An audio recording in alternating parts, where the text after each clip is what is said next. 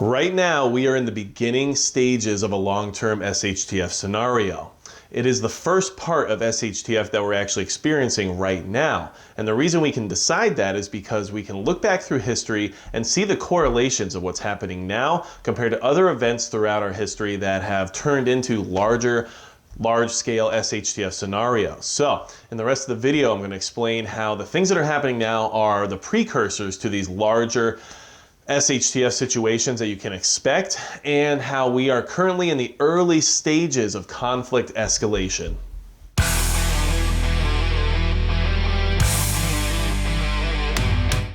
Hey everybody, it's Magic Prepper, and today we're going to talk about how we are in the beginning of a long-term SHTF scenario. SHTF has definitely been occurring in many forms currently during the last 3 or 4 months. However, for a long-term scenario that could definitely change the course of history, we're actually just in the first stages of that right now.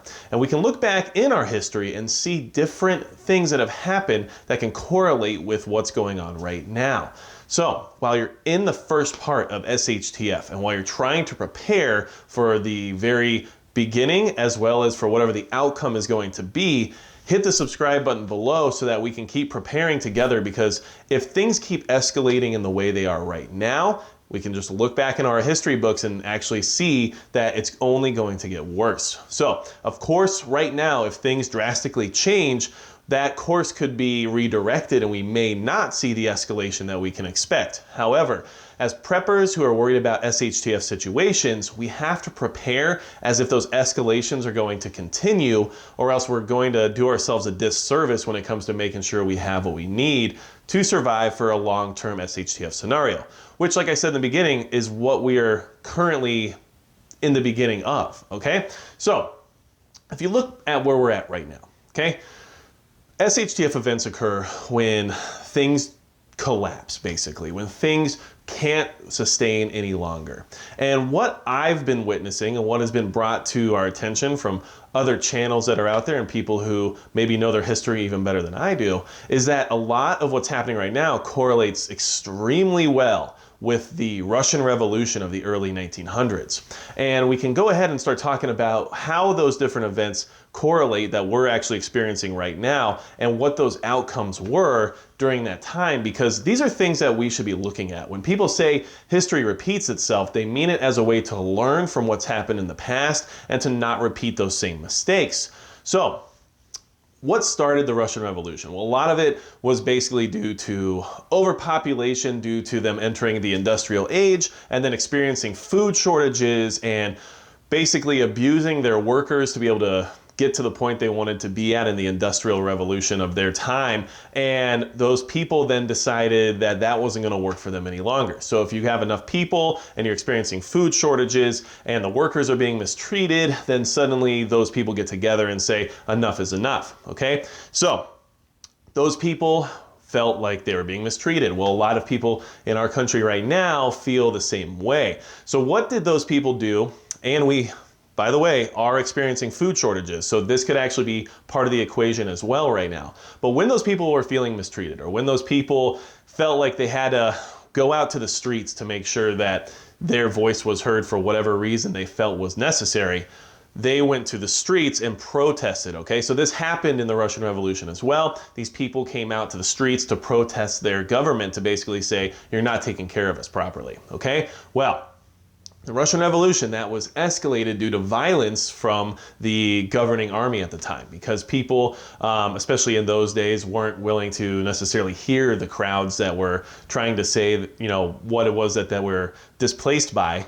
And here you can see right now in our country that a lot of those protests are turning into things that weren't originally what they were meant to be, and then causing destruction and looting and everything else because of instigators and people who are opportunists. But the response definitely isn't as violent as what you would expect from early 1900s Russia. However, the escalation due to the lack of response is still there. So there's similar correlations that we can see at that moment, and it's for similar reasons. People felt mistreated, people are experiencing financial difficulties or food shortages and starvation and everything else related to it, and the workers felt like they were underpaid and overworked. So people go to the streets and things happen, okay? So That's the first start, okay? That's how everything got started, and that's what we're seeing right now due to a compound escalation from the pandemic, as well as the food shortages and the financial implications of the pandemic, okay? So, what happened shortly after in the Russian Revolution was their entry into World War I. Okay? Now that conflict wasn't a product of the revolution. However, that conflict, which was on a worldwide scale, brought that country's economy to its knees. It crumbled their economy and ruined their financial stability because they actually couldn't afford to do what it was they did during World War I, okay? And what it did is it caused more food shortages. They lost a lot of men to the battles that were incurred during that time, and it wrecked their entire economic structure. Well, you can definitely correlate that right now with what's going on with our current pandemic. It's a worldwide crisis, okay? Yes, it's not a conflict like World War I, but it's a worldwide crisis that has wrecked financial stability around the world for many, many countries, and especially those who are in the lower or middle class that don't have the kind of finances they can use as a safety net. Those people, including myself, have experienced very difficult financial turmoil due to this worldwide crisis, very similarly to what Russia was experiencing after and during World War I. So, they experienced food shortages, their economy crumbled, they even had fuel shortages. Well, we can even see that happening right now as well with everything related around oil and what's been going on with the OPEC nations not cooperating in the sense of trying to sustain that energy income. And then at the same time, the food shortages have been reported many, many times, compounded with the fuel shortages, and then the economy is also in shambles. So those three things are lining up pretty accurately at this point. And yes, they're for different reasons, but it's still because of a worldwide crisis that a nation was not necessarily properly prepared for, and our economic stability has suffered extremely because of it. So we can see the correlation there. And that's where we're going, because I want to see where this progression is going to move to based on what has happened in the past. So stick with me, because I'm trying to bring this to your attention so we can prepare the right way, okay? So then, because of that economic turmoil, because of the food shortages, the fuel shortages, and just everything that was brought on because of that World War I situation for Russia, the people went back to the streets. They said, enough is enough. Our leadership has failed us. The economy is in shambles. We don't have fuel. We don't have food. We are a dying people, basically, and they felt that they had to get out there, get their voices heard, and in some cases, lash out violently, okay? So, what we're seeing right now is, in many ways, a similar situation, because protesters are coming out. And it's not all just because of the civil situations that we're trying to resolve right now. It's because of a lot of other factors. It's because of the financial situations a lot of these people are in, the fact that our leadership in many levels has not operated in a way that many of us find to be the right way to do things. So people are out. They are in the streets. They are protesting. There's people out because of the injustice that they feel they need to go out and talk about. There's people out to defend the property that's being damaged by those people. There's a lot of people out in the streets in force that are tired of dealing with what their leadership is trying to enforce. And that is exactly a similar situation as what was happening in Russia at the time.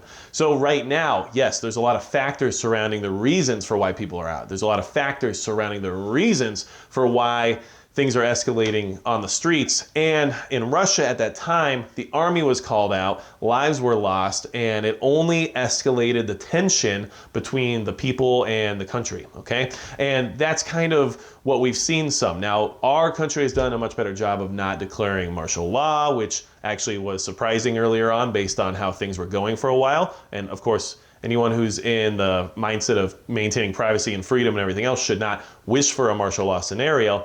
But we've done well by not over-escalating things by coming down with extreme force from the military and from a martial law scenario. However, the lack of response has also caused an escalation in many ways and a justification of that the things that are being done are either appropriate because nobody is getting punished for them, or that they're working because the voices are being heard and they're not being, quelched any longer. So that is a similarity there, except for in a different fashion. Either way, let's continue, okay? So radicals finally formed, okay? And this is when the time period of the Bolsheviks started to be an issue. Basically, they formed this kind of Marxist alliance and said, look, we're going to go in, we're going to overthrow our current government, and we're going to start running the country the way we feel like we should, okay? So the Bolsheviks came in, they removed the current governing body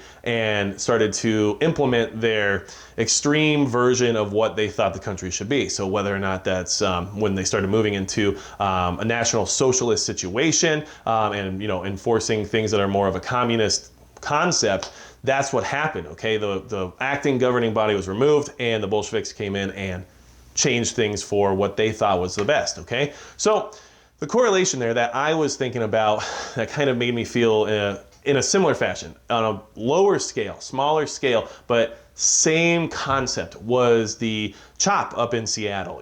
The fact that the people that are a little bit more on the extreme side of things decided to overtake city blocks, block them off, and form their own version of basically a governing body, at least for whatever their thought process was in that area.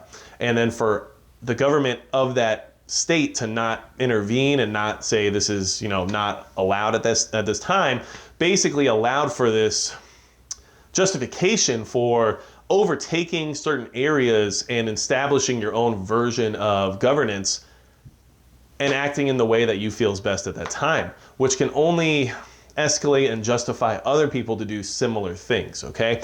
So, a similar way, that whole thing that was formed up in Seattle has a very interesting correlation with what the Bolsheviks did by removing the governing power of the area they were in and replacing it with what they felt was best, okay? And obviously leading with a lot of more extreme views on, what's acceptable and what's not. So, not saying that the CHOP has the same amount of weight to it as actually overthrowing the entire Russian government, but those are the actions we're seeing as part of the escalation process. And that's something I want to mention because it's still a similar situation and a similar path that we're seeing things progress on, okay? So here's the way we're gonna wrap this up. And this is how the Russian Revolution basically wrapped up, okay?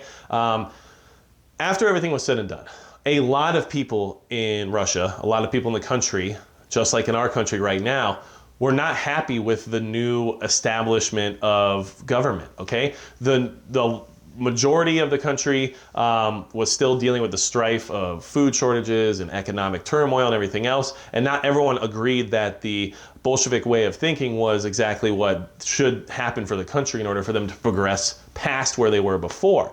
So there was a civil war, okay? And the civil conflict was between the red and white armies, and it was basically the Bolsheviks, the ruling class of, communism and socialism and everything else, versus just about everyone else in the country who felt, more moderate or just felt like they weren't properly represented by that group. Either way, civil conflict ensued, and the red and white armies fought, and eventually the Red Army won, which is then who established the USSR, and the rest is history, right? So this is what I look at when it comes to thinking about the current scenario we're in, how we're in a beginning of an SHTF scenario that is a early stage of a conflict escalation that, if you look back in history, has a tendency to end in actual conflict. And that's what we have to prepare for, because even if that conflict isn't as black and white as, we're going to have a civil conflict within our country, or if it's going to be on more of a global scale due to the economic instability that everyone's facing and how we know people react when their country starts to lose its ability to finance what it is they need to do to progress, people tend to go to war. There tends to be conflict, okay? So, that being said, I am looking at what's happening right now as the beginning of a long-term SHTF scenario. And if it keeps to escalating the way it is, and if it doesn't improve or somehow resolve in a very quick fashion, we can expect more things to line up with what we've seen in our prior history, okay? And here we are. I mean, the idea of civil conflict has been around for a while now, even before all this was in place. And a lot of people are speculating that this is how this is going to end. So I don't wish for civil conflict. I don't wish for, people to have to live through something that's going to be as terrible as that. But right now, when it comes to our history and when it comes to where we're at right now, what we're seeing happening in our country, and the fact that people are making extreme changes in order to appease a situation that might fix the current attitude towards those people, however, will not actually fix a lot of the problems that those people are actually upset about. Well, we can expect things to keep escalating and run a similar line as what we saw in the Russian Revolution in the early 1900s. And that concerns me because it ended in civil conflict, which is not something we should be wanting, but it definitely can happen. So that being said, I want to bring this to your attention. I wanted to make sure we are all aware that what we're living through right now is an SHTF scenario, okay? The economy is crumbling. There's still a pandemic. Whether or not it is affecting us in the same way that everyone was told in the beginning doesn't make a difference, because what does matter is the fact that it's still affecting us one way or the other. Financially, it's affecting our freedoms, it's affecting our ability to operate as business owners, or it's affecting everything. So we're in a pandemic, economy's crumbling, tensions are high, and extremist groups from all sides are mobilizing and starting to hit the streets and starting to be armed and ready for whatever comes next. So it's a slow escalation. SHTF scenarios never happen fast unless they're an immediate thing like an asteroid strike. But this is where we're at. I want to bring it to your attention because I'm not a huge history buff, although I do know a decent amount of history, and the correlations we're dealing with right now should warn you that things could progress to that point. And honestly, history repeats itself.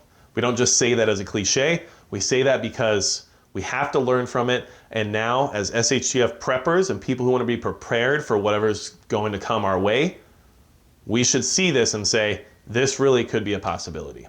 So, I wanted to address it. Hopefully you learned something today. I know I learn stuff every time I make a video, because when you do research and you start reading on things, it can definitely open your eyes to a few other interesting details that you might not have been aware of. So leave comments below, talk about it. Let me know if you think that this is the progression we're heading. Let me know if this is the path we are on. And we have to prepare for it the best way we can. So if you have ideas of how you're preparing for what might come, and if there is some kind of a civil conflict, whether or not what you're doing is going to prepare you for that, let us know in the comments. Let's talk about it. I'm really excited to always have you guys interacting down there, because honestly, I get great information there too. And when people correct me or give me feedback or tell me other ideas about things that they've experienced, I learn more, and I appreciate that. So I don't want you guys to ever think that you can't tell me something that you feel like I'm wrong on and that you might have a better idea about, because I learn a lot from the people in this channel. And I want to learn more, and I'm not gonna ever just think that I know everything and other people know nothing, because that's just not true. So without anything else to say, that's gonna be it for Magic Prep.